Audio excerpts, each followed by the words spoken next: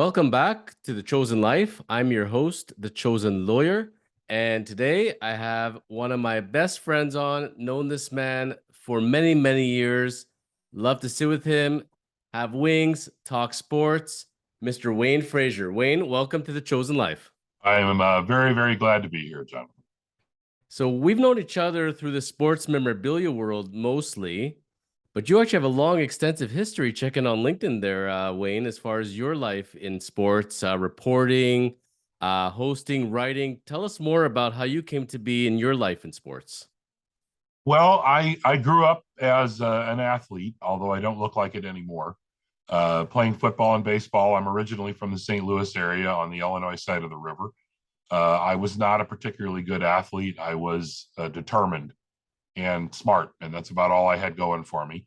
Not very big and not very big and not big enough for football, and too big for baseball and too slow. Um, had some offers to play in college, small colleges, and decided to just go to a big school and focus on. Uh, I eventually got into communications, did a lot of radio work, and got into print more than that. I had always been a writer throughout high school, and eventually I kind of drifted. Went to a different school. I never did finish college. I'm three credits away because the semester that I was supposed to finish, I got an offer to be a sports editor at a really small newspaper, a twice weekly newspaper, and I thought I'm going to take this. Before that, I had spent 4 or 5 years basically doing all of the high school and collegiate broadcasting in the St. Louis area for Charter Cable through a friend of mine. Um, Lots of hosting TV shows, different sports topics, a little bit of political stuff, pretty frequent radio guest. And we were very lucky in that I got to work with guys. If you know sports writers at all, you know that if you host a TV show and you tell them they get free food and beer, they'll show up no matter how small it is. And so we were really lucky that we got guys from the Sporting News, all the major networks in St. Louis, the Post-Dispatch, and I got to work with some pretty heavy hitters right off the bat when I was really young, and it really gave me a leg up in terms of kind of what I needed to do to move in that direction. And I never really had any huge desire to uh, go to a big newspaper. I ended up, after a while, moving out of sports and becoming a managing editor and then a publisher of a small newspaper. And the company I worked for kept telling me, well, we want you to move to the East Coast and take one of these bigger papers. And I said, I don't really have any desire to work somewhere where I don't know what's on the front page the next day. And the paper I was working at was a small weekly in Southern Indiana, where I basically was chief cook and bottle washer, and I did everything. I did all the sports. I did all pretty much everything in the paper, other than sell the ads and type in the classifieds, right? But through all of that, I was involved in pro wrestling for a few years in the States for a show called Dr. X, which the short of that is my friend said, and I don't want to denigrate wrestling fans, so don't be mad at me here. But my friend said, who was a big wrestling fan, and even though I'm from St. Louis and we had wrestling at the Chase and I watched it, I was not a huge wrestling fan growing up. I honestly just didn't have time. But a couple of my friends were, and one of them was my friend at the Charter Cable, Brian Ledford. And he went to Charter Cable and said, I would like to make a wrestling show. And they said, who is the target audience? And he said 12-year-olds and rednecks. And they said, that's our audience, go for it. So he created Dr. X, and there was a place, South Broadway Athletic Club in St. Louis, down in Soulard in the French District, and they would have a show once a month. And we went there and started doing live shows, not live, but taping live. And I created a character named Slim Hoss. And Slim was this guy who had been a wrestler his whole freaking life and beat everybody in the world, the master of a million holds, and never got a title shot because I got screwed everywhere I went, right? Well, it just kind of grew to the point where we would have 400 or 500 people at one of these shows, which is pretty good for a small promotion. Not any big stars would come in, but they had their own stable of guys. And we got to the point where I was kind of like a Jerry Lawler knockoff, And the kids, I had my own fan club that would show up with Burger King crowns and signs about Slim Hoss, and Slim Hoss is a jerk or whatever. And I did that for quite a while. I really enjoyed that. But when I left, I ended up going into to the writing side of it. I still do some broadcasts occasionally, not a ton. Um, I don't write for about 5 or 6 years. I did a NFL handicapping website called the Hoser on the NFL. I still have that Twitter feed, and I occasionally will post something up there. But I used to do it every week, and it was in the top 10 of Yahoo for a while for NFL things. I was on a site called Draft Sharks, I think it was, for a year or two. Um, Other than that, I've been a collector for a long time since I was a little kid. I had a couple of card stores in the States that I had for a while and then sold when I was taking other jobs. And when I moved to Canada, I couldn't work right away. And I was visiting a guy who had a card shop that was about the size of this desk, and he was miserable. He's a great guy. He's still a friend of mine. But every time I talk to him, this business stinks and blah, blah, blah, blah. And finally, one day, after about 3 months of this, I said, well, if it sucks so bad, why don't you sell it? Well, what idiot's going to buy the store? And I said, me. And he goes, you, why would you buy it? And I said, well, I've worked for you for a couple of days, and I think I can actually make this into something that is not going to drive me crazy the way it does you. And so he said, I said, well, what do you want for everything? And he says, I don't know. And I said, well, I'm going to go get us a couple of coffees. You think about it. I came back, and he says, here's the number. And he pushes it across at me. And I said, okay, are you sure you're good with this? And he goes, you'll give me that much? And I said, yeah. And I said, I'll be back in an hour. And he says, where are you going? And I said, I'm going to get the money. Go get a check. So I went, got the check, and I came back and I put it on the counter, and I said, all right, get off from behind my counter, you miserable jerk. And I took the store over that day. I went home that night, and my wife said, what'd you do today? And I said, I bought a card store. And she said, and I said, well, whatever. And so that was in 2005, I think. And then there have been a number of moves and a partner who was in and out since then. And now I have the store back on my own. And it, the only thing I can tell you, Jonathan, is it's hardly work. It's maddening sometimes. And, people will come in and think they have $1 million cards, and they don't. And you have to be the jerk who says, sorry, your 1991 Upper Deck set is worth $5, instead of them saying, well, I bought it for 100. I'm like, well, yeah, lots of people bought Nortel stock too, and they don't own any of that anymore. But I mean, it's a great business to be in. It's a lot of fun, and you spend a lot of time just dealing with friends. They're not really, they're customers in a sense, but I always tell people, you don't have to spend money every time you come in. Just come in and we'll talk about the Jays or the Leafs or something. And if you want to break something or look through the stuff, fine. And if you don't, have a cup of coffee and sit down, and which tells you how busy I am. Well, I have plenty of we're gonna be getting into a lot of sports talk today, because that's your ammo, my friend. Now it's I see the sign behind you, Doug Laurie Sports, not Slim Hoss Sports. So why Doug Laurie Sports and Auctions? So the store that I had originally went by a different name, and after the issues that I had with my partner and then former partner, I didn't feel comfortable using the old name going forward. And I have a very good friend who is a mentor in the business, who shall remain nameless, but has done everything 3 times and succeeded at almost all of them. And I was telling him, I said, well, I'm going to get the store back, right? I'm getting all my stuff back, but I can't call it the old name. I don't want to call it something stupid like Card Corner. And I can't call it Wayne's Cards, because there's already a huge Wayne's Cards out in Edmonton, Wayne Wagner. And he says, well, why don't you call it Doug Laurie Sports? And for those of you who are not familiar, Doug Laurie Sports is the store that used to be located at Maple Leaf Gardens in the 70s. And before that, it was in the late 40s, 50s, and 60s. It was on Front Street. And it was the store that supplied the Maple Leafs with all their equipment. And if you wanted to buy a jersey, an NHL licensed jersey, it was the only place you could buy one in Toronto. Doug Laurie retired in the early 70s, and the Smythe family, Stafford and his kids, Ted, and I can't remember the other one's name, they ran it for about 20 years, and then it became Leaf Sport. So when my buddy says, well, you should call it Doug Laurie Sports. I said, well, how the hell am I going to get the rights to the name to Doug Laurie Sports? He says, I own it. Why? Why do you own that? He's like, well, I bought it from the family a long time ago to use it for like vintage frame stuff, and I'm not using it anymore. And I do lots of favors for this guy. I've written card backs for him for sets and things like that and helped him out with other things. And he said, so you can use it.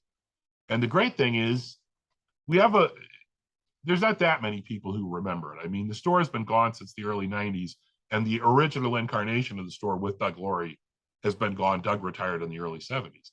But the people who remember it do remember it. We did an event with Don Cherry, and he mentioned us on his podcast and said that he remembered getting his gloves from the one time he was in the Leafs training camp from Doug Laurie Sports, right?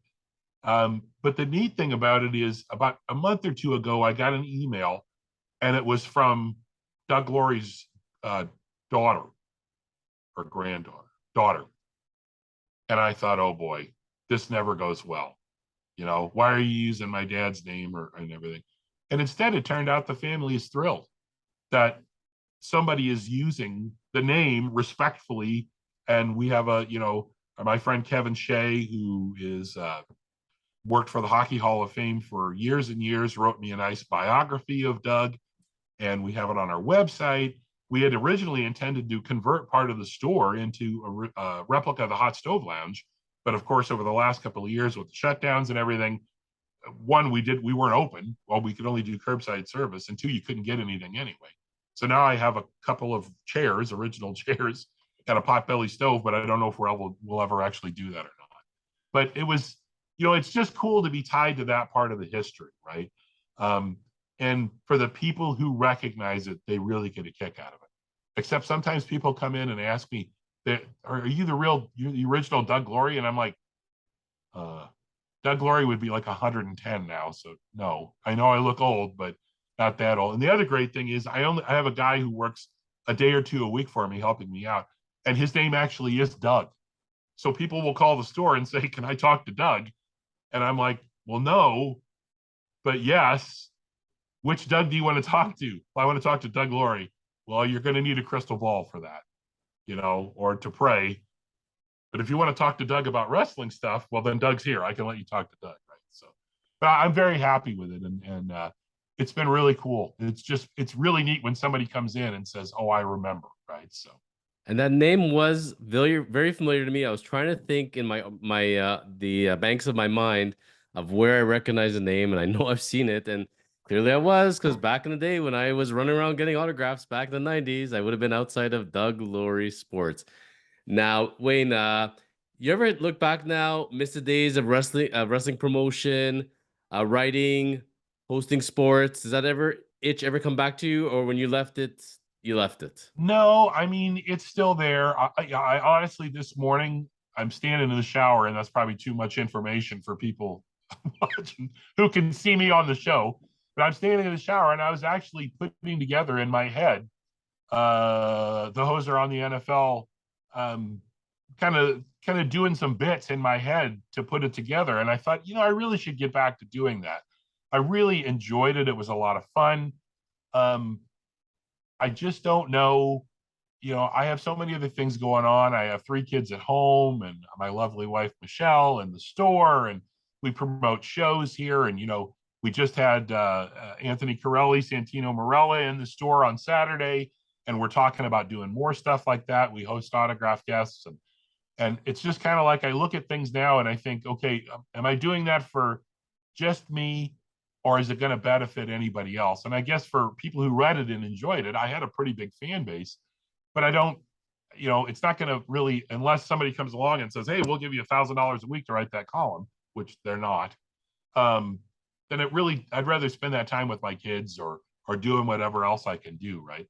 But I mean, yeah, I absolutely miss it. I still have video from Dr. X that I watch every once in a while when we were calling matches and things like that. And the one thing I should add about that is, so that just aired at first it just aired on the Illinois side of the river, which was an audience of about this much.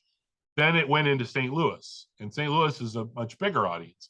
And then we started getting matches mailed to us from all around North America, from these small promotions saying, could you call our match as if you were there? So we would take the best match from each of these small independent promotions and just do it in the studio, and just act like we were there. And then we would put them all into a compilation show. So it seemed like we were everywhere all across North America, when really we were just sitting in a studio outside of St. Louis, right? But it ended up airing in several other big markets on the East Coast. And every once in a while, not anymore, but every once in a while, for about 10 years after the show went off the air, I would get an email from somebody who saw the show and say, you're not that Slim Hoss that was on, and like, yeah, I am. And, oh, are you still working anywhere or anything? I no, not involved in it anymore. But it was a lot of fun. And what made it the most fun was just working with Brian, my television partner, all the time, and getting to meet some of the guys. I called one of Glenn Jacobs' very first professional matches when he was Angus King in a place called the Cornucopia Buffet, with about 200 people for Frank Reed's Heartland Championship Wrestling. And I can remember Glenn banging his head on the drop ceiling because it was so low. It was a restaurant, right? And I was so naive that I was getting ready to call it, and Frank walks over and hands me a sheet, a rundown sheet, and he's got some of the guys circled. And I turned to my partner and I said, what did he circle for? And he goes, well, that's the winners. And I went, what? And then I thought, oh, you moron, of course. Not to give it away, not to break kayfabe, right? But I was just like, it never even occurred to me that they would give you a sheet that kind of, so you could call the match a little more clearly, right? I got to work with Glenn later in the last actually event I did. We had a match with him when he was the new Diesel, and Al Snow when he was Leif Cassidy, in a tag team match against Dancing Stevie Richards and the Blue Meanie, at a place called Wild Country in Collinsville, Illinois. We had about 800 to 1,000 people there that night. It was a hell of a show, and that was the last one of those I ever did. Right, so, but I do miss it. I do miss it. Did you suspect that Glenn Jacobs would go on to become Kane, Undertaker's brother, end up being a WWE Hall of Famer? Did you see greatness from Glenn Jacobs at a young age? I can't say that I would have looked at Glenn Jacobs and said, this guy's going to make it, because at the time I was so green in the business, I couldn't have told you. You might as well have asked me here's 10 people, who's going to be the best flamenco dancer down the road under these. I don't know. I don't know anything about flamenco dancing, right? But Glenn, at that time, he was clearly big, and he was actually very agile for being big. And from what Frank told me, he worked hard and he was a quick study. So that's good, and for Glenn to show up later on and to get to work with him again briefly when he was the new Diesel and stuff, I mean, that story is pretty nuts. I mean, the other kind of crazy story is I went to college with Paul Wight. Paul was a basketball player at Southern Illinois, Edwardsville. He originally started at Wichita State, which is really weird because they were in the Missouri Valley Conference, and I went to Southern Illinois at Carbondale, and I was in a music minor there, so I played in the pep band. And at the tournament, he was playing for Wichita State, and I was riding him before the game, and I thought he was going to come up in the stands and beat the crap out of me, right? And he was huge. He's, some wrestlers, they pad the stats. Paul's 7'1", and there's no doubt about it. He's huge, right? So then I switched schools, and I'm the sports editor there. And I go to the basketball practice one day, and as I'm walking up, I don't know any of these guys. All I can hear is thump, thump, thump, thump. Like, man, somebody big's out there. And I go, and it's Paul. And Paul is transferred to a D2 school, right? And I got to know Paul. We had classes together. He came to our house a couple of times. He could palm a microwave. Like, seriously, just pick a microwave up, right? It was like Andre. He'd put a beer in his hand, and it looked like an airplane bottle, right? But the dude, you could have kicked him and he wouldn't have said boo. He was super quiet, crew cut, khakis, would read the paper before class, and his hands went halfway across the paper, like a full-size paper. And he would shoot 3-pointers in practice. And I'm like, Paul, what are you shooting 3-pointers? No, you're never going to get the ball out here. I like 3-pointers. Clank, He wasn't a very good basketball player. I'm sure Paul would tell you that. Well, then he leaves.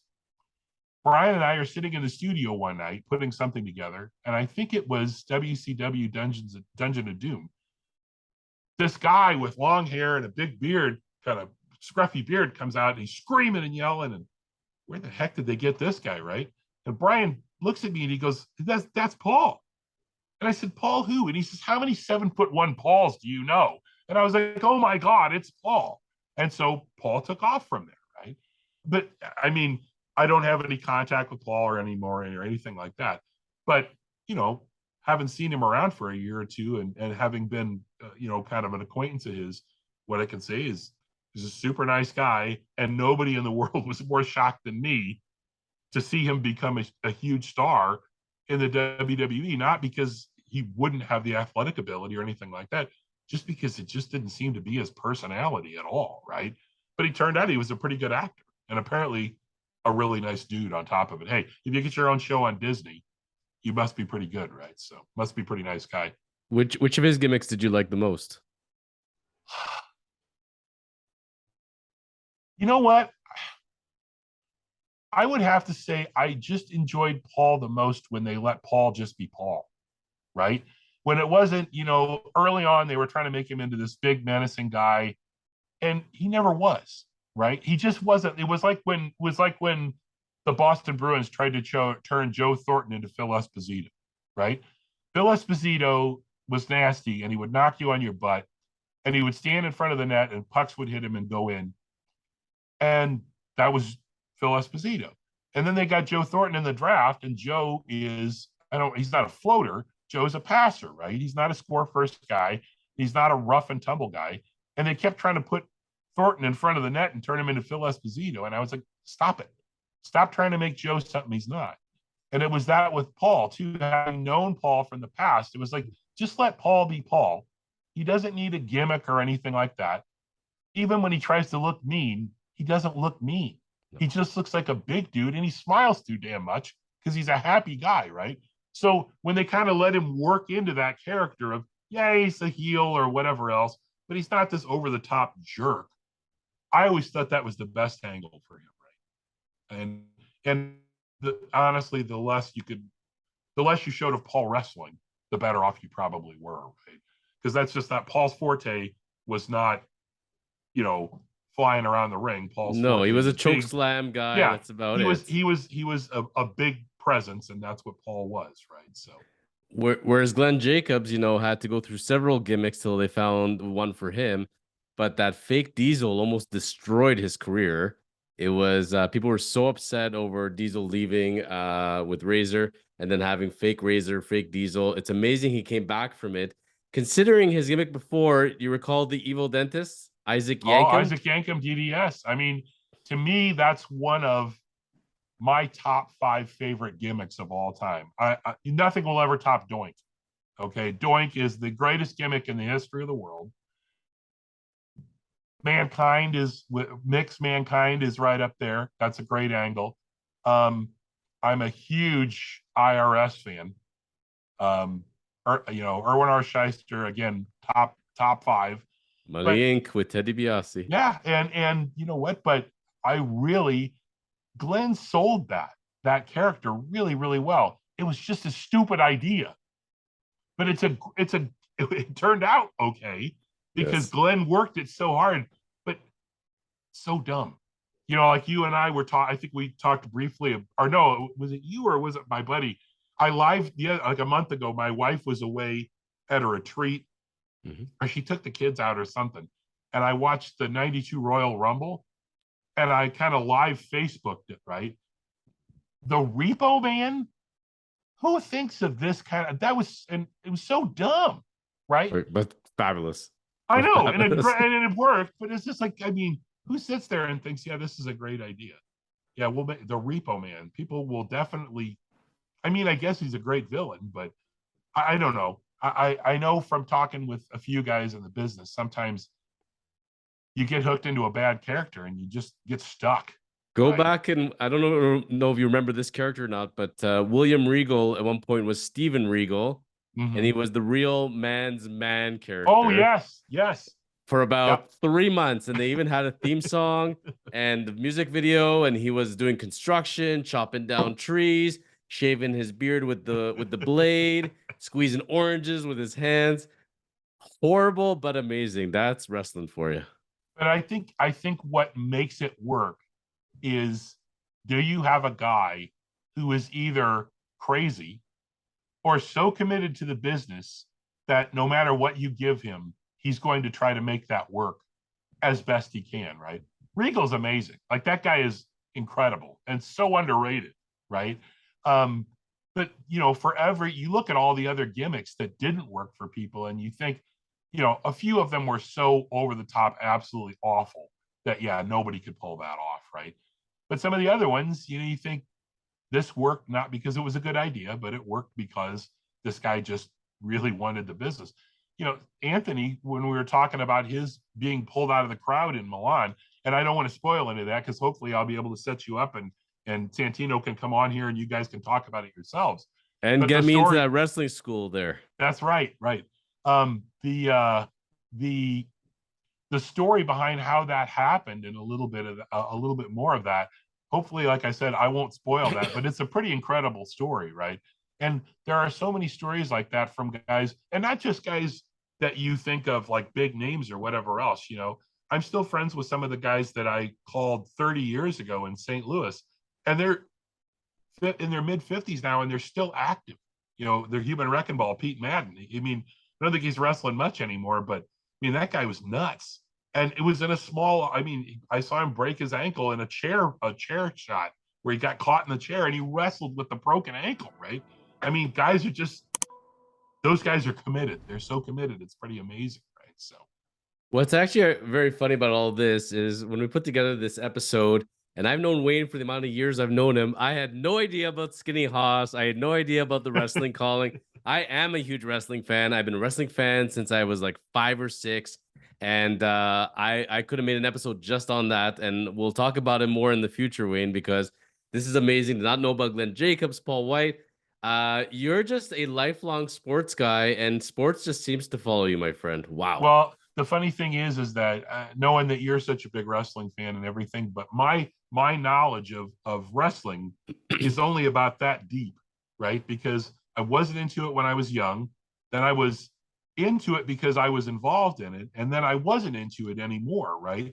I still watch occasionally, but I'm more likely to go back and watch like that Royal Rumble, and spoiler alert, worst ending ever. Like, that was so terrible. The only great thing about that one is at the very end. Can I say who won the Royal Rumble? I don't. Everybody should know, Please, right? So that's the please, year Dave, that please, Flair. yes. That's the year that Flair won, right? Mhm. Um, in the match afterwards, Bobby the Brain Heenan and Flair, and I can't remember who the third guy is standing there, and Mean Gene is interviewing him, and they're taking turns yelling into the mic. But just before he gets started, Gene turns around off camera to somebody and he goes, "Hey, put that cigarette out." Like, how does that happen on a broadcast? That's why I love wrestling. You just don't really know, as much as it's a work, you don't really know what's going to happen. You just don't.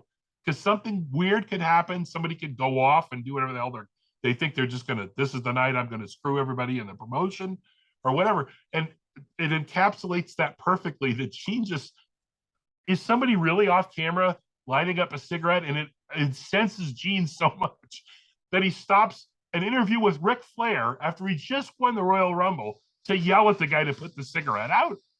Or was that planned? I don't know. I don't know why you would plan it, but it's such a funny moment, and it's so odd that it's almost like, okay, so that has to be planned, but it couldn't have been planned. Why would you do that, right? It's a world of wrestling. You never know. The same way in AEW, CM Punk was stripped of his title. He's injured. Guys were suspended. There was a whole melee. Was that a work? Was that going on, or is that real heat? We'll never know. That's why it's the wonderful world of wrestling. I didn't have the Buff Bagwell set out. I brought the Steve Carsey set out for you because I know you're a memorabilia guy. And we got Steve's jersey from his last season with the Brewers as a coach, plus the hat, all from the same season, and the Steve Carsey rookie card. Let's test 91 upper deck. I was just going to say. let's test Wayne's sports knowledge here. Wayne, what is odd about the Steve Carsey rookie card? Do you recall? Well, it doesn't have any dirty words on the bat knob. That's Billy Ripken. Correct. That is not Uh, the F face card. No. yes, it is one of the 4 different variations of that. I'm I gonna I I'm gonna never. make it. I'm gonna Yeah. make a guess Mhm. and say, isn't Steve left-handed? Steve is right-handed. Okay, So who am I thinking of then? what is odd about that card, which Steve has pointed out to me the first time I had it out? Steve is wearing a home jersey and his away pants. He's wearing Oh, gray pants in the card. And so you actually see it, and you because I've looked at now that I'm gonna card have to go dig one of those out and look. Right? and Yeah. then go take a look at it, and then you'll never stop looking at it every time you see it after that. But today, Wayne, we're gonna look at Wonderful World of Sports. We're talking about stuff whether it's real or fake in wrestling. Let's talk about in real life sports and what the heck is going on. And there's so much happening in every sport. So we're gonna touch upon as many sports as we can today. First of all, the wonderful world of the NFL and Mr. Tom Brady, the GOAT. Gotta say, how can you not say now the greatest of all time and still going? Yeah, and I have to say too that I'm I hate the Patriots. I don't. That's the wrong word. I don't hate anybody, right? But I dislike the Patriots. Um, and yet, at some point, you had to admit, even before Brady won the last one with Tampa Bay, right, that he's the best quarterback of all time, and Bill Belichick is the best football coach of all time, and might be the best coach of any in any sport, anytime, anywhere, right? His ability to get that what I got out of that roster. Look, Tom Brady is not the best physical specimen. He's not the best quarterback in terms of what you would say is Todd Marinovich or the prototypical body of a quarterback. He's Uh, just the best guy in that system, and they work together even if they didn't get along all the time, right? I I just love watching the guy play because he just does things even now at 45 years old that you think I don't think anybody else in the NFL could have done that. I don't think they could have dropped that pass in there. I don't think they could have looked the guy off here so successfully. And even if it's a 5-yard gain, it would have been a sack to somebody else or it would have been an incompletion. He just people talk about how you think the game, right? No matter what it is in your life, how do you think what you're doing? And I don't think anybody thinks football better than Tom Brady does. remember Wally Pipp? Oh, absolutely. Yeah, his name in football was Drew Bledsoe. So Well, The Golden Boy Wally was Pip Wally Pip sat out because he had a headache. Drew Bledsoe sat out because his spleen got shoved up into his neck.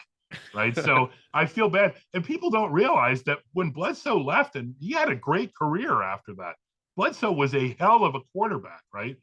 I don't think people realize now, too, especially really like people who are, say, 30 and under, right? They don't realize that nobody knew who the hell Tom Brady was.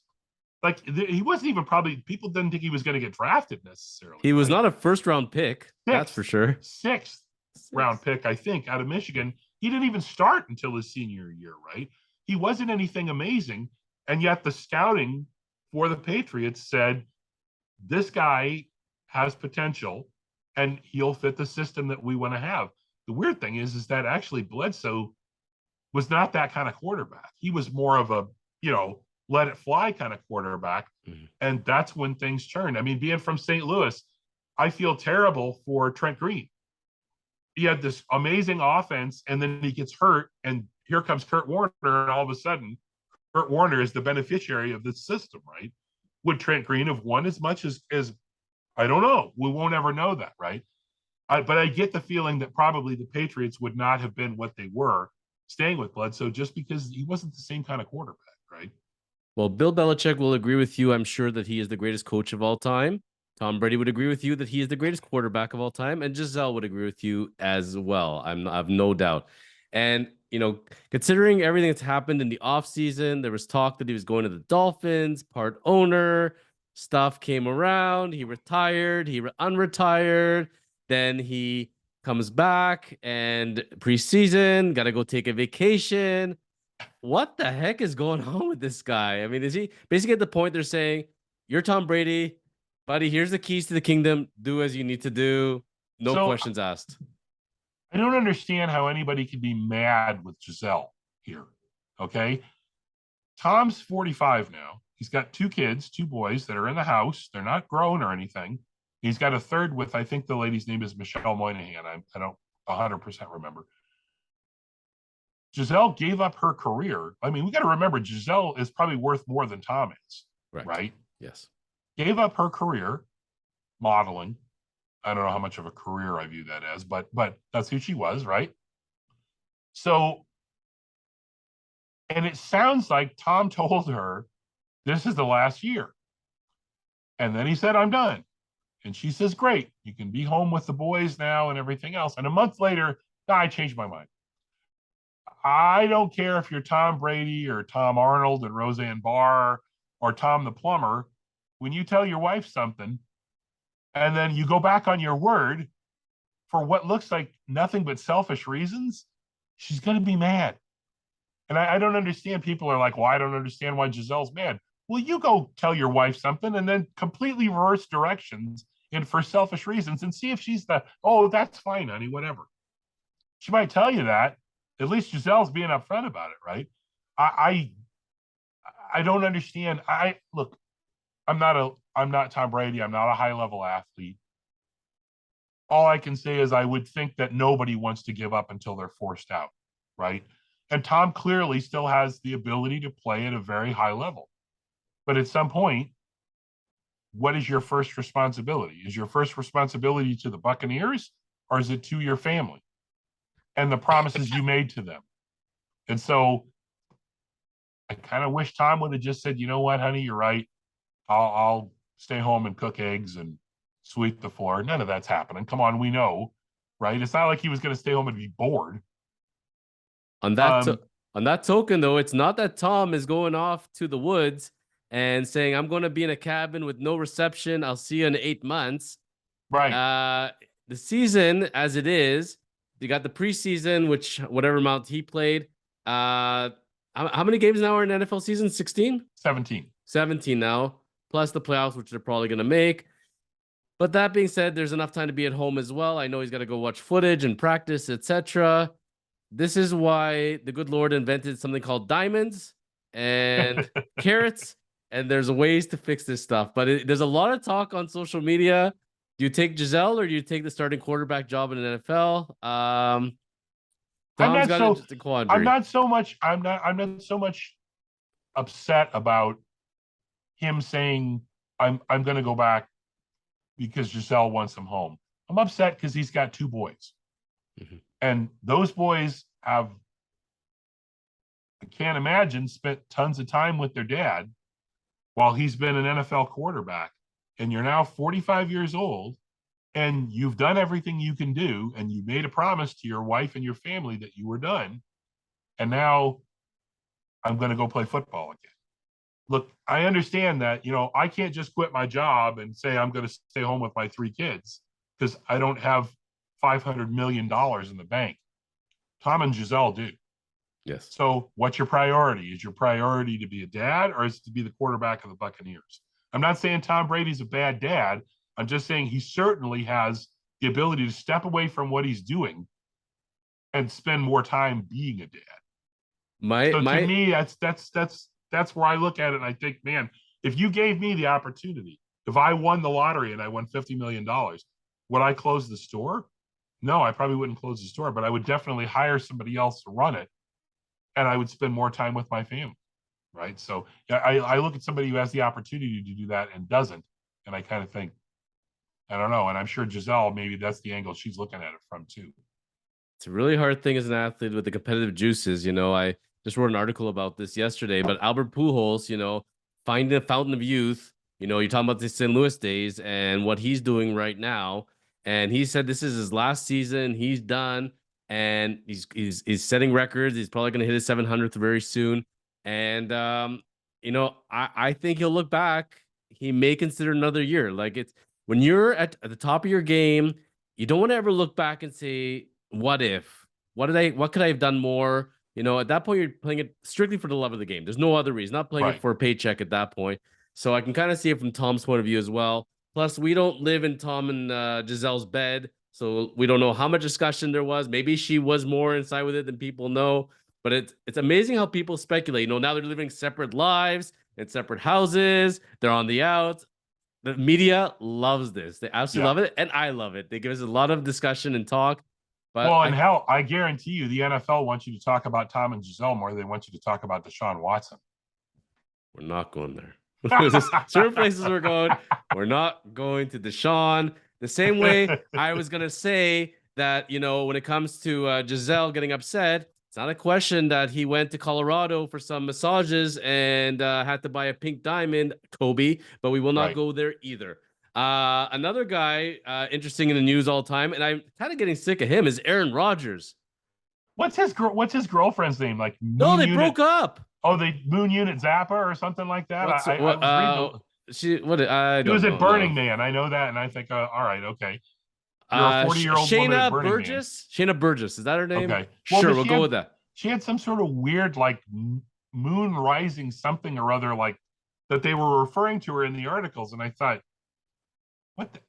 He was who with is this? Danica Patrick. Come I know. on, race car driver, wholesome country girl. Why could Aaron and Danica not make it? Come on. Calling Danica Patrick a race car driver is a bit of a stretch. Hey now. He wasn't very good. You know what? We got to start somewhere. And she's not hard on the eyes. And she did the best she could.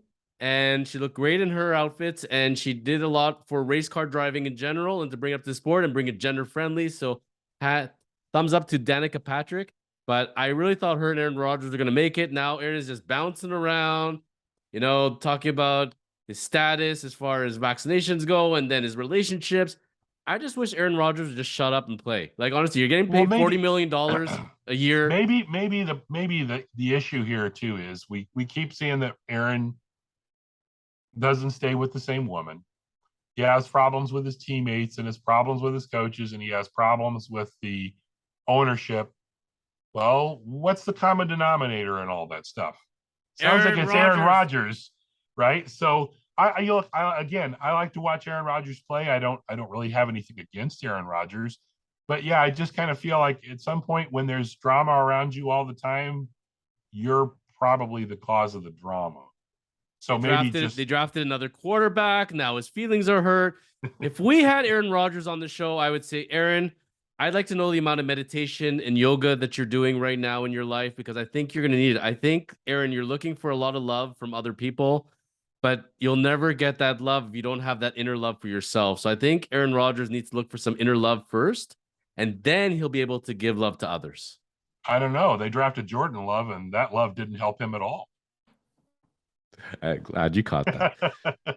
Moving on to the world of MLB baseball. This one has kind of gone a little bit quiet, but I'm still very upset about it. Mr. Fernando Tatis Jr., San Diego Padres, they go and get a whole bunch of guys, including Soto. They basically are making the run for it. And he is now done for the season, not because of his injuries, but because he ingested a banned substance. And he said it was due to a haircut infection. So he goes and gets a haircut. It's infected. Takes some substances. Don't double check it. Apparently it's on the ban list. And now he is done for the year and screwed his team. What do you think of Fernando? You know how we were just talking a few minutes ago? Well, first off, you're an idiot. Not you. Me? Tatis. Yes, thank you. And I watched Tatis Sr. with the Cardinals when he had his 2 grand slams in 1 inning and all that good stuff, right? Fernando always seemed like a good guy, right? But remember we were talking about Mean Gene stopping the interview and saying, hey, put out that cigarette, right? And it seemed too crazy to be made up, but maybe it was, right? Well, the explanation that they gave for how he tested positive, it seems like it's too crazy to be made up, but it's made up, right? I don't know if you read the John Heyman piece in the Post a few days after that, right? But there's clobazole, which is the steroid, and there's a skin treatment called clobetasol, which is what you take for ringworm and eczema and stuff like that. And Heyman's theory is that one of Tatis's lawyers or PR guys said, well, we'll tell people that he took this medication that has clobetasol in it, but people will think it's clobestol, right? That seems a lot more plausible to me than I got ringworm and tested positive because I took something that isn't. You would have to have a prescription. You'd have to have for either one, and we were not shown any of that, right? So I think the whole thing is a load of crap. I think Tatis just got caught doing something he shouldn't have been doing.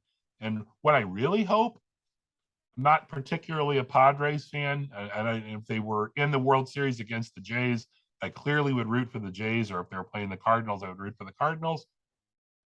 I really hope maybe the Padres win the World Series without Tatis, just as a screw you to him.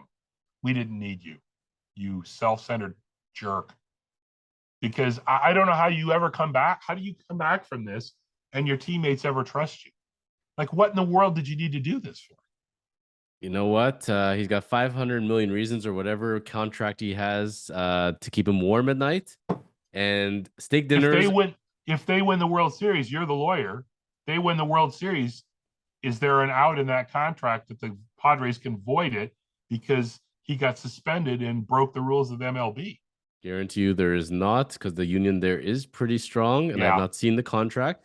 And you're thinking of the Washington Nationals when they won it without Bryce Harper, but this is not going to happen. Who is going to celebrate the World Series this year? And mark my words, it is going to be the St. Louis Cardinals, and your city is going to be celebrating because they have all the magic this year. Montgomery's probably going to win the clinching game. Who else is going to have some postseason home runs? I see very good things right now for the Cardinals. Do not see it for the Padres in the slightest. And another guy who did not take a banned substance, but a related infection, was Mr. Aroldis Chapman. And so you're already not pitching so great this year. Your team is on top. You're doing great.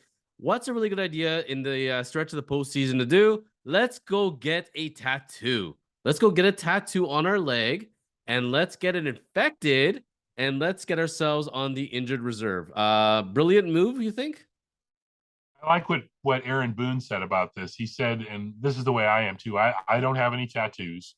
I don't even like to get, when I get a Sharpie or a pin mark on my hand, I go wash my hands. I don't like it, right? Good. But if other people want to do it, you do whatever you want to do, right?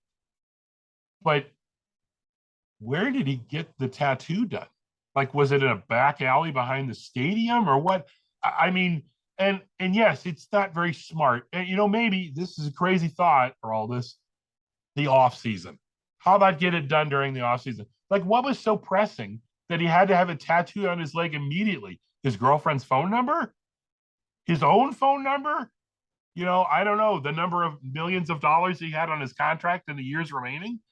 I don't know what would have been so important that you had to do it right then. But I also think this is such a fluke.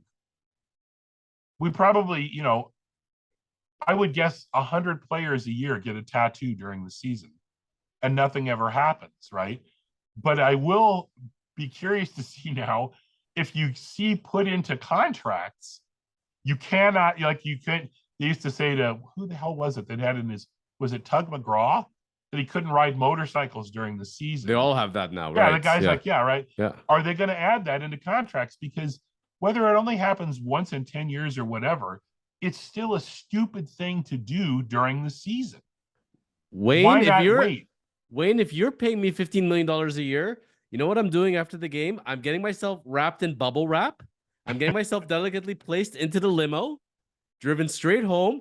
All my house is in padding, and I'm staying safe during the season. That's what I'm doing because I'm going to protect my body and I'm going to protect the team. I'm not going to stick needles and get infected with the tattoos during the season. I agree with you. There's a long time in the off season.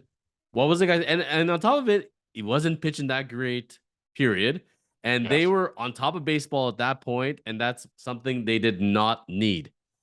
Another team on top of baseball with something they don't need is a starting pitcher that's been off indefinitely, Mr. Trevor Bauer. Remember him? Yes. I So I haven't followed that story that closely. I read a little bit about it over the past couple of days because I knew we were probably going to talk about this. Mm-hmm. And as it sits right now, he's suspended for 2 years, has not been charged with anything, Correct. proclaims his innocence, Yes. and is suing the woman and the several media outlets for defamation. And And he is she and being she sued, and she's and suing he him is being back. sued in turn, right? Yes. Why is he suspended? Baseball has powers, godlike, in fact. Same thing with the NFL, the NBA, where they can go and they can just suspend you, do whatever they want based on any of their own investigations, even if the court system finds different. So regardless of his innocence or guilt at this point, obviously, I think the Dodgers are probably a little irritated. I think it was a dumb move to sign him regardless. I know his numbers are video game like when he's healthy, but man, his personality, don't know if I want that in my Right. clubhouse. And I guarantee you that if he got unsuspended and he walked into that clubhouse now and said, "Hey boys, I'm ready to pitch," I don't think his teammates would be that excited to see him. Yeah, probably not. And I understand the powers that baseball has, but I'm not a big fan of, well, we're going to suspend this guy for 2 years, but we're not going to say why. We're not going to release any information. We're just going to say, we found something. Sounds like guilty Okay. until proven Well, innocent yeah, to me. that's exactly what I don't like. I don't want to say that I condone anything that Trevor Bauer. I don't have any information one way or the other. I am just a big believer in being innocent until you're proved guilty. And I don't know how you give, let's say that Trevor Bauer is cleared of all this. How does Trevor Bauer get those 2 years back? I I mean, think he's still getting paid though, if I'm well, not I'm sure he's mistaken. getting paid, but he doesn't Yes. get the 2 years of his pitching career back, right? Well, I, I based, just, yeah. I'm not a fan of that. You're gonna, and plus 2 years, like we don't, we don't give anybody 2 years, and so he clearly either shoved somebody out of a 30th floor window or something else. But it's not like there's this huge groundswell, and I won't bring the quarterback's name up again. There's this huge groundswell of people making charges against him. It sounds like one person, right? Sean So Watson. what the hell happened that it's a 2 year suspension that nobody will say what the deal is, right? I just, it's kind of, is he actually Buffalo Bill in another life and he has this woman in a well or something? Or I don't want to sound insensitive. I just don't understand why in this case it's 2 years with no information whatsoever. I don't get it. I would really like him to have a proceeding and get it adjudicated properly, and then from there, either convict or not just make him. I think because it's much easier to just make them go away. This is not Right, something good. It's not a good look for us. Getting rid of him is a very good look for us. right. But now you have Trevor Bauer going to recruit college athletes to promote his clothing line. So my question to you is, what college athlete in his right or her mind would want to be wearing Bauer outage clothing with Bauer having all this legalities hanging over his head? I like that it's called an NIL deal because that's probably the benefit that college athletes would get from tying themselves to Trevor Bauer. Nil. There's nothing there you're going to get that's going to be positive for you down the road, unless you think I'm a college athlete that has no future as a professional athlete to make money, and maybe I can make some money promoting this stuff, right? Although my understanding of it is, it said you could make money, but it said that they would get free merchandise Yes. as opposed to. So what are you supposed to do? They're going to send you 100 hoodies and then you go to the flea market and sell them off afterwards to get your dough, or what? I like, are you selling them on eBay or? No, it's very simple. They send you the free hoodies. You're taking a bunch of pictures, you're sharing it on your social media, and you're tagging people. That's what you're doing. You're influencing Bauer's merchandise. Now, I could tell you if Trevor gave me a call and said, "Hey, Chosen Life, I'd love to come on and tell my side of the story." Trevor, come on in. Love to Sure, talk to you. No problem. 100%. If Trevor says to me, "Can you put my jersey on the back of your set and have me on each of your episodes?" Probably not going to have it. No matter how many hoodies he's going to send me, I would be saying respectfully, I would decline that. Yeah, I don't think that's somebody. I don't think there's somebody you really want to tie yourself to in a business sense. You No. certainly could give the guy a platform to come on, and that's that. Okay, you might get canceled for that, right? For saying, "Oh, why would you bring Trevor Bauer on?" Well, I don't know. Have we heard that side of the story from any from? Has anybody else had Trevor Bauer on and given him a platform to talk?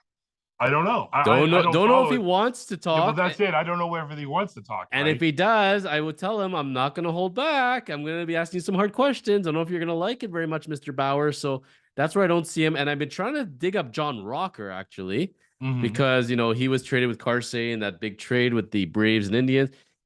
He's kind of hiding under a rock right now. You can't really find John Rocker. I went and read the subway in New York City, did not see him there.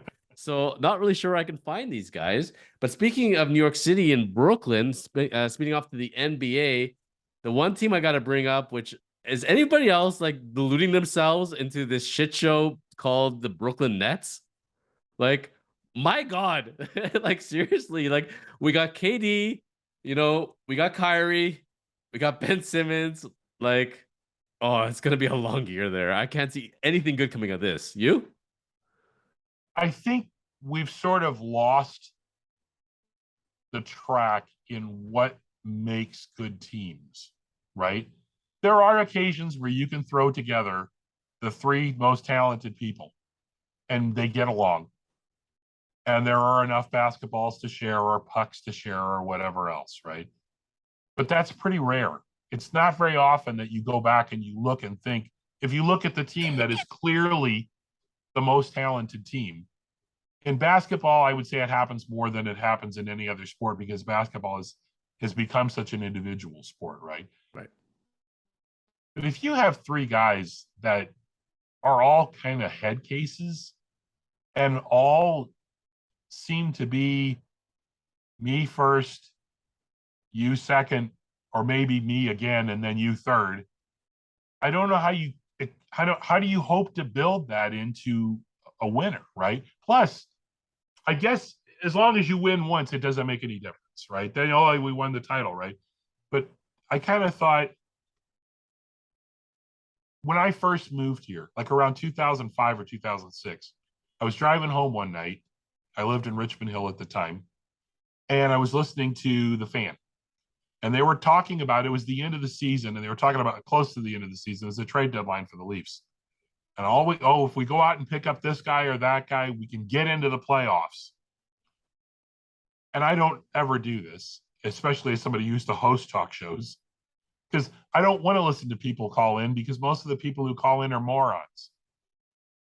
I pulled over at a rest stop and I called in and they put me on. And I said, so I have a question because I just moved here. Do you guys not ever want to win the Stanley Cup? And the guy was like, I think it was actually Sid Sixeros, but he was like, what? And I was like, so you want to trade away a first round draft pick and a prospect to get some old dude who might get you into the playoffs so you get your ass handed to you in the first round? Welcome to Toronto, Wayne. How does that help you? You made the playoffs for two games and got swept. Maybe you get lucky and you run all the way to the second or third round. Maybe you pull in Edmonton that year and go all the way to the finals. And then you're no good again. When are you going to build a culture, right? And people called in after that and they said, oh, this guy doesn't know what he's talking about. And I was like, 15, 20 years on, I'm pretty sure I knew what I was talking about. You know, you eventually you have to worry about team culture and team building, which is exactly why probably the Dodgers don't want Trevor Bauer back in the locker room right now, right? Shouldn't have wanted him there in the first place. Right. So you have all these great, amazing players, but if they can't share the ball and if they can't understand that somebody's going to have to take a secondary role, you're just going to fight all year long amongst yourselves, and you're going to be bad.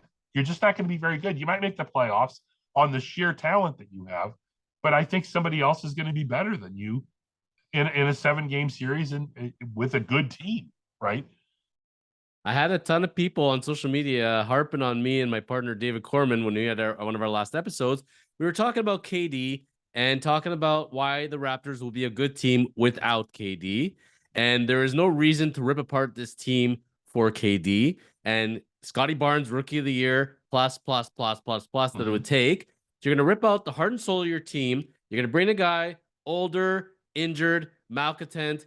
This can only go badly. This will not go well. And we're saying, you know what? He is a good player. And if he was healthy and if he had his head on straight, by all means, great. Add him on as an extra piece. Bring him on like a, whatever contract. But to actually gut out your team for him, I think we're better off with what we got than having him. And people were losing their minds on us. Look, I 100% understand if you think Kevin Durant is going to win you a title, even after you give away all that stuff, Scotty Barnes and whatever else has to go Siakam or whatever.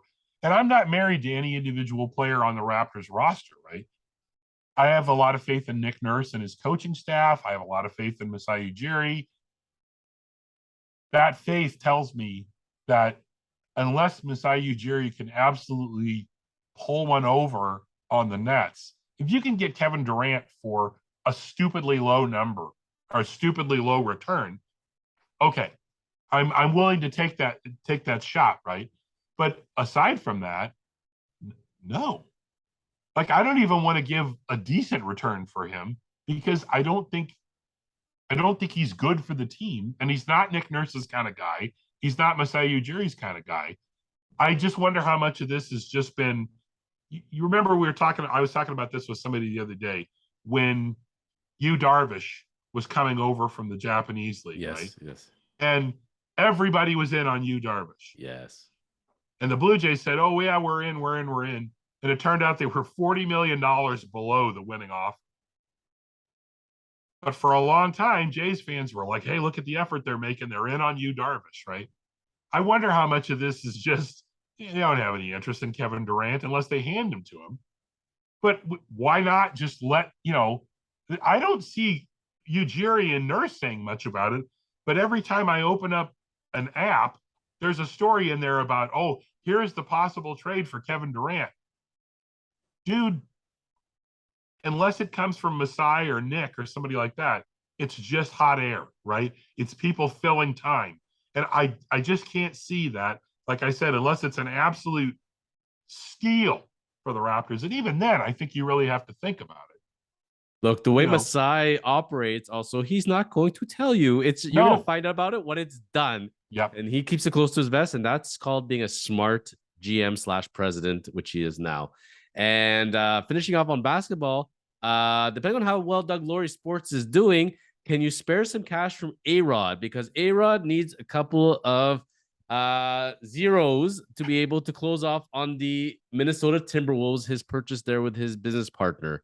How you feeling for A-Rod? Do you feel the pain? He lost J-Lo. He might lose his Timberwolves interest. Not looking great for and no Hall of Fame. Like, what's going on with A-Rod? He must have spent a lot of money on Madonna. That's what I'm thinking, right? Madonna must have been really expensive as a girlfriend. Him and J Lo too, right? I I'm not an A Rod fan, and I don't care about the steroids. I really don't, um, because baseball didn't. And if baseball didn't give a crap about it, why should I give a crap about it either? It's cheating and it's unfair, but I'm not going to be super crazy about that. I'm still more upset with A-Rod, one, just because he seemed like a knob, but two, when he yelled at the third baseman for the Jays when he ran by. I can't remember that guy's name, but he had just come up, right? And you could tell even in the dugout in the locker room afterwards, the Yankees were like, yeah, well, I don't really know what happened there. He's a son of a bitch. You know, nobody liked the guy, right? I So, think also when he started to speak poorly about Jeter, I don't think that was a good look for him at all. yeah, So let me maybe ask you not. this, Wayne. I mean, you've been around the world, you've been in the sporting world your whole life. You love baseball. Have you ever met anybody who stood up and said, "Man, I'm a huge A-Rod fan"? I've never met somebody. I used to have a couple of guys who Yeah, collected A-Rod cards, that's that. No, and those are A-Rod prospectors. and after a while, I stopped hearing from them Hmm. because I just think they thought I don't want to root for this guy, right? People who I would think that people who would confess to being A-Rod fans, I would look at them almost like, "Oh, you're a huge Sean Avery fan? Really?" How's he doing, Like, by the way? I don't know. He's he's in court right now. I trying to I think it was that he was riding his bike or he was driving his car and he's fighting somebody on a bike or something like that, and they're now in court over that. Sean Avery's keeping busy with his stuff. Don't you worry. Uh, you know what? If I was A-Rod, I wish the trade to the Red Sox would have happened. I think that would have been a much better look for him. I think right. the Yankees was just too big of a market with too many superstars, and his ego was bruised. And I think in Boston, I think he would have had a much better fit. My gut feeling, or just stayed in Texas and collected his Right. dough. Or if he could have just stayed, you know what? If him and Griffey could have stayed in Seattle, but that was never gonna happen. So I don't know what A-Rod's net worth is. Apparently, it's probably. I mean, it's not as big as people were thinking it It's was. tied up. It's tied up in a lot of investments right now, Right. and he can't free it up completely to be able to go and finish off this purchase. But apparently, his partner may help him along Cover with him. it. Yeah, So he's there's going no to word cover yet him. It that he's looks like. Yeah. out. But apparently, he's struggling with the dough. So we wish A-Rod well with that. Maybe he's got to go sell some more memorabilia to make that happen. One topic I wanted to bring up on the NHL front. Are we gonna have a new all-time goals leader? What do you think? You seeing Ovechkin gonna pass Gretzky? Yes, I think it's going to happen. He's 115 goals away. He's 36 years old. If you'd asked me 2 or 3 years ago, I would have said I think the chances are less than 50%. Yes. But I think he I didn't think he would still be the focus of Washington's offense. I would have thought they would have brought other people in and it would have cut into his ability, right? Right. So you're talking about scoring 40 goals a year for 3 years or 30 goals for 4 years. I think he can definitely get 40 to 50 each of the next 2 years. It's that last year when he's 39. What's the team look like? But if you ask me what are you going to bet on it, I would say he's 60-40 that he's going to make it. Um, I hope he does. I really like Ovechkin.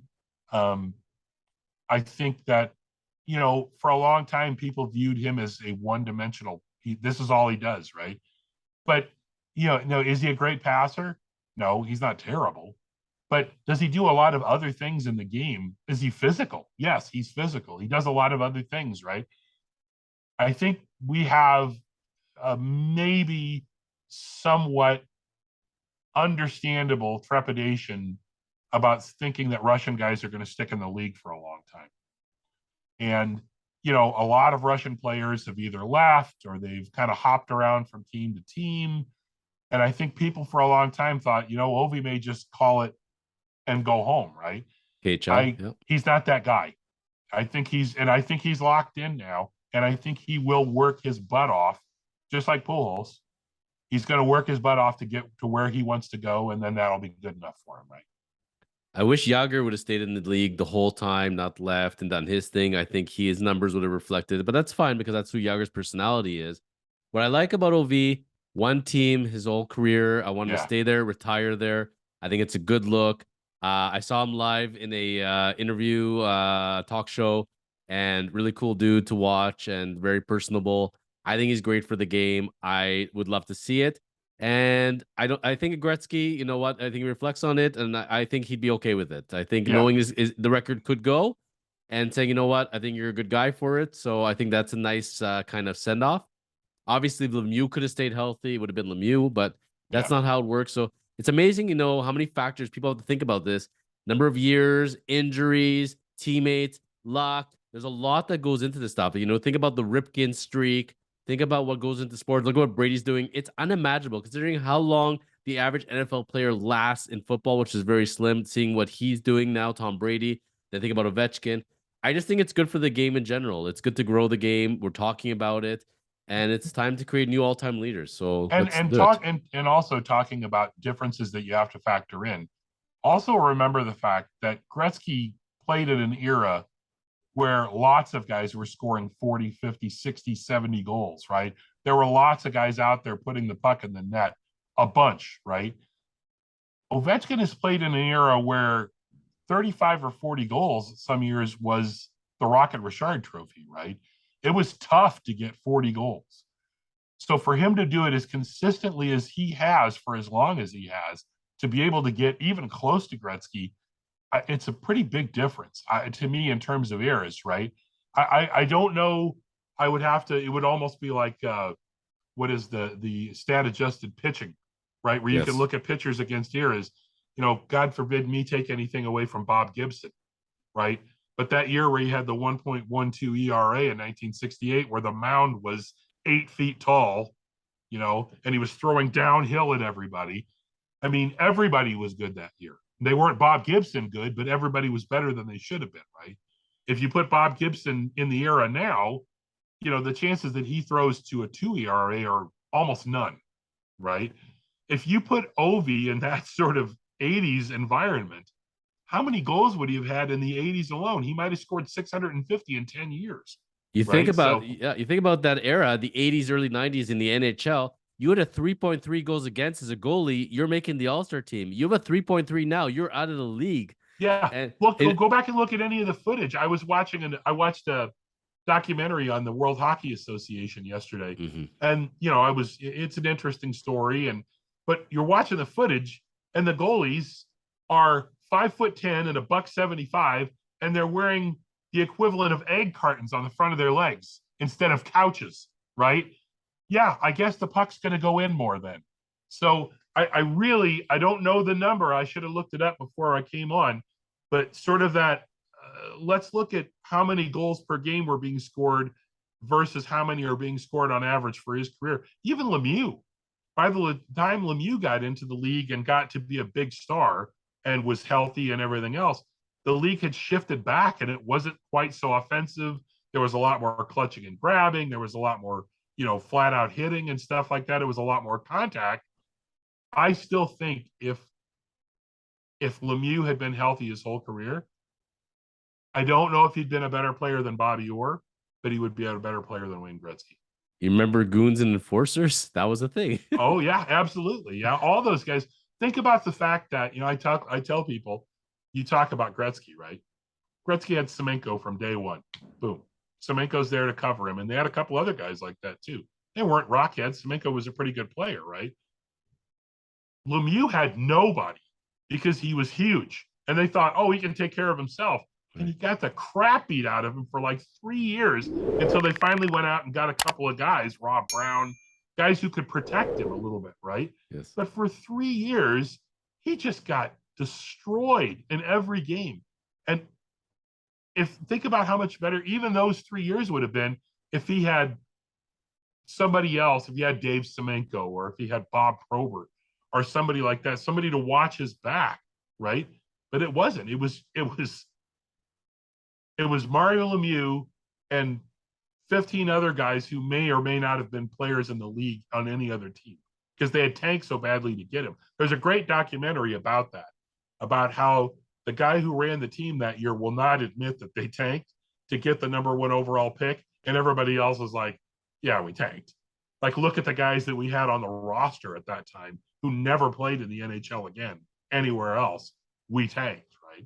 You mean like when Cleveland drafted LeBron and Pittsburgh drafted Sidney Crosby and the ping pong ball was taped to the guy's hands?